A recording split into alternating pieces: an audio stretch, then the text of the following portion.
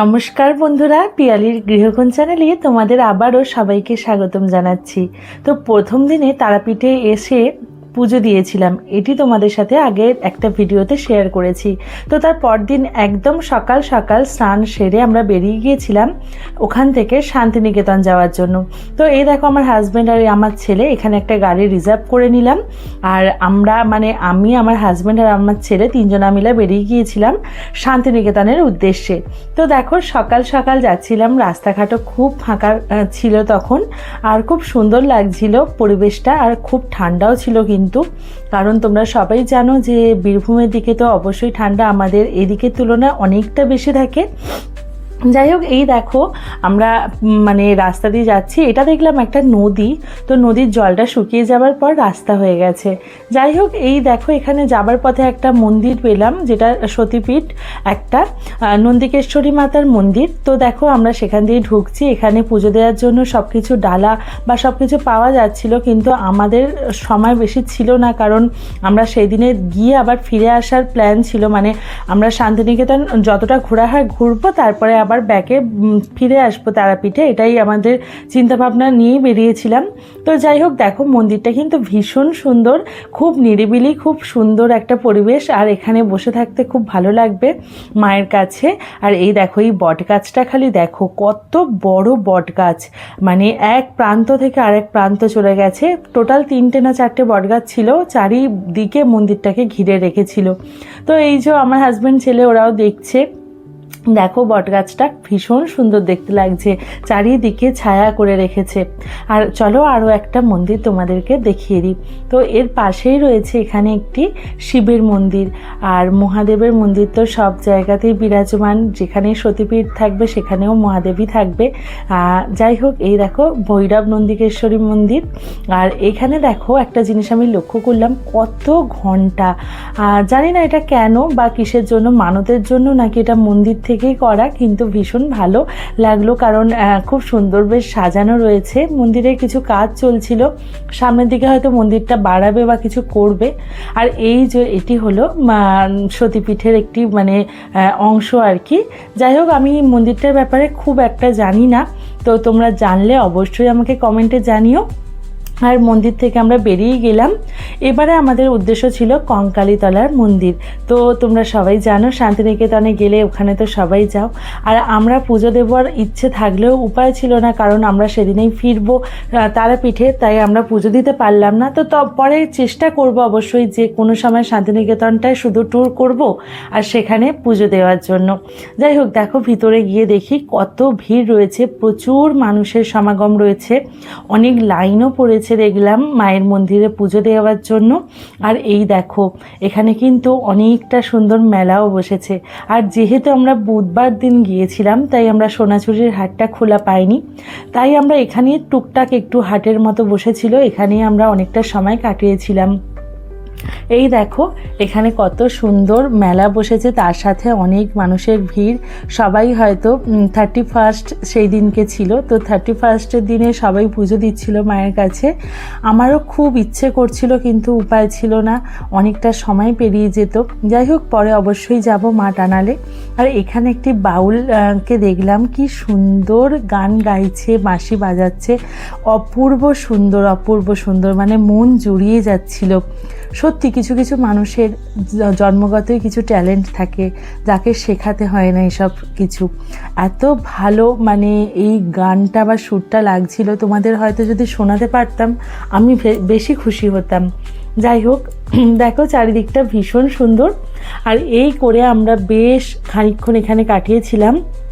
আর আমার হাজব্যান্ড তো ওখানে পুজো দেবে বলে দেখতেও গিয়েছিল যে যদি হয় একটু তাড়াতাড়ি, তো আমরা লাইন দিলে কতক্ষণ কি লাগবে। তো তারপর দেখলাম ভালোই সময় লাগবে, তো আমরা ফিরে এলাম, পুজো দিতে পারলাম না।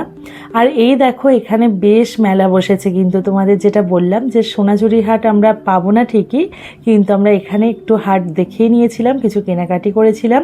আর এই দেখো এই নাচটা করার তো আমার অনেক দিনের শখ ছিল, তাই আমি এখানে এদের সাথে পড়ে একটু নাচছিলাম আর কি, ভীষণ ভালো লাগে। আমি অনেক ভিডিও বা ছবিতে অনেকের দেখেছিলাম, কিন্তু আমি সোনাঝুরির হাটে এটা করব ভেবেছিলাম, কিন্তু পাইনি, এখানে পেয়েছি, করে নিয়েছি। যাই হোক, এরপর আমি তোমাদের সাথে আরও একটা ভিডিও শেয়ার করছি, দেখে না ওখানে কি কি বিক্রি হচ্ছিল আর কি সুন্দর মেলাটা বসেছিল বা কি কি পাওয়া যাচ্ছিল, চলো আমরা দেখে নিই ওখানকার ভিডিওটি, তোমরা দেখতে থাকো।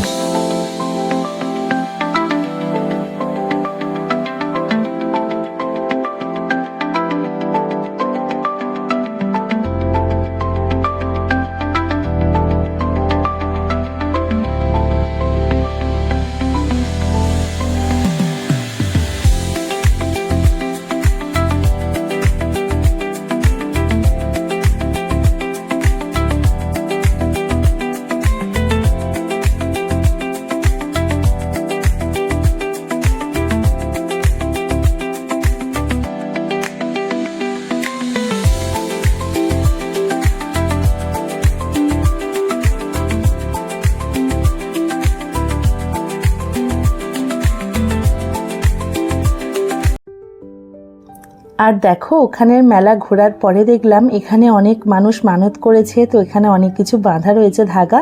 তারপরে আমরা বেরিয়ে শান্তিনিকেতনে ঢোকার আগে একটি ধাবা বা হোটেল যেটাই বলো না কেন পেয়েছিলাম, সেখানে লাঞ্চটা সেরে নিলাম। খুব ভালো রান্না করেছিল।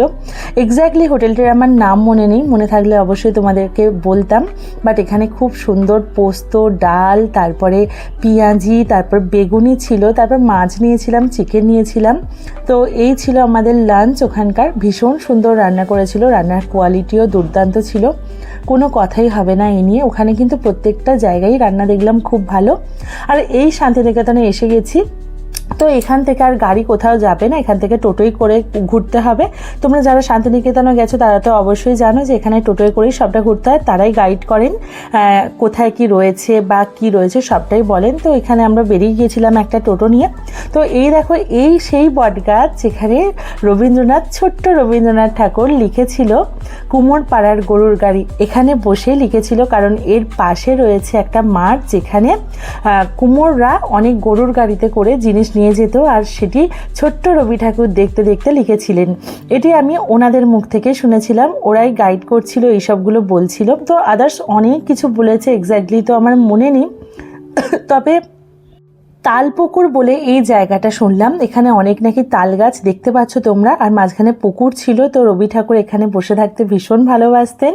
আর এখানে আদার্স অনেক কিছু দেখাচ্ছিল, এখানে রয়েছে আশ্রম বা অনেক কিছু, মানে এক্স্যাক্টলি আমি তো প্রথমবার গেলাম শান্তিনিকেতন, যার জন্য আমার ঠিক বলতে পারবো না, আমার ঠিক মনেও নেই, কারণ আমি অনেক দিন পর ভয়েস ওভার দিচ্ছি, যার জন্য যাই হোক দেখো পরিবেশগুলো কিন্তু ভীষণ সুন্দর। আর আমরা যে টাইমে গিয়েছিলাম সেই সময় কিন্তু বিদ্যাপীঠ বন্ধ ছিল, মানে সেই সময় কোনো স্টুডেন্ট ছিল না, সব ছুটি ছিল। পৌষ পার্বণের কিছু আগে হয়তো হবে, মানে পৌষ মেলা সেই সবে হয়েছে। ওটার আগে যেটা ছিল ওটা গ্রন্থাগার ছিল, মানে লাইব্রেরি। আর এই যে মাঠটা দেখতে পাচ্ছ এখানে কিন্তু এক সপ্তাহ আগে পৌষ মেলা বসেছিল। আমাদের ব্যাড লাক যে আমরা যে টাইমে গেছি সেই টাইমে জাস্ট উঠে যাচ্ছে মেলা। তোমরা হয়তো দেখতেই পাচ্ছ যে মেলার সব কিছু উঠে যাচ্ছে। দেখো অনেক নাগরদোলা এখনও কিছু রয়েছে, যেগুলো হয়তো মানে এখনও রয়েছে টুকটাক। যাই হোক পৌষ মেলা এখন এক সপ্তাহ থাকে, এক মাস থাকে না। অনেকেরই হয়তো এটা ভুল ধারণা, আমি তোমাদের সাথে এটা শেয়ার করলাম। তো এই দেখো আমার ছেলে, ও ভীষণ এনজয় করছে কিন্তু, কারণ ও রবি ঠাকুরের সম্পর্কে ভীষণ আগ্রহী ছিল। ছোট থেকে আমি ওকে অনেক গল্প বলি, ওনার ব্যাপারে অনেক কিছু ওকে শেখানোর চেষ্টা করি, সেই জন্য ওর আগ্রহটা কিন্তু ভীষণ বেশি, ও সব কিছু জানার আগ্রহ দেখায়। যাই হোক, এই দেখো এই জায়গাটাও কিন্তু ভীষণ সুন্দর। সত্যি কথা বলতে আমি শান্তিনিকেতন এই প্রথম গেলাম, এতবার তারাপীঠ গেছি কিন্তু কখনো শান্তিনিকেতন যাওয়া হয়নি। যদি আগে জানতাম যে এত ভালো একটা জায়গা, এত সুন্দর একটা জায়গা, তাহলে হয়তো প্রত্যেক বছর আমার ট্যুর লিস্টে এই জায়গাটার নাম থাকতো। যাই হোক, এর পরবর্তীকালে তো অবশ্যই আমি আরও যাব। আমার ভীষণ ভালো লেগে গেছে জায়গাটা, প্রচণ্ড আকর্ষণ করে আমাকে এখনও, মন থেকে টানায় এখনও। আর এই দেখো এখানে টিকিট সিস্টেম রয়েছে, এখানে টিকিট কেটে ঢুকতে হয়। আর ওই যে বিল্ডিংটা দেখালাম, ওখানে রবি ঠাকুরের ব্যবহৃত সব জিনিস ছিল, যেটি ক্যামেরা ওখানে অ্যালাউ না, যার জন্য আমি ভিডিও বানাতে পারলাম না ভিতরে। তো যাই হোক, ওখানে কিন্তু অনেক স্টুডেন্টের বানানো অনেক কিছু স্থাপত্য রয়েছে, সত্যিই দেখার মতো জিনিস। যারা এসেছো বা যারা আসবে তাদের জন্য ভীষণ ভালো লাগবে, এটুকু বলতে পারি। কারণ আমিও প্রথম এসেছি, কিন্তু আমার প্রথম আসাতেই আমার মানে জীবন সার্থক হয়ে গেছে। রবীন্দ্রনাথ ঠাকুরের প্রিয় জায়গায় আমি ঘুরে এসেছি। আর ওখান থেকে বেরিয়ে পড়লাম, বেরিয়ে একটু দই খেলাম, বেশ ভালো লাগলো। আর এই যে বাড়িটা দেখতে পাচ্ছ, এটি হচ্ছে অমর্ত্য সেনের বাড়ি। হ্যাঁ, ঠিকই শুনছো, অমর্ত্য সেনের বাড়ি। আর এই যে এই জায়গাটা দেখছো না, এখানেই অমর্ত্য সেন কর্মরত অবস্থা ছিলেন আর এখান থেকে নোবেল পেয়েছিলেন।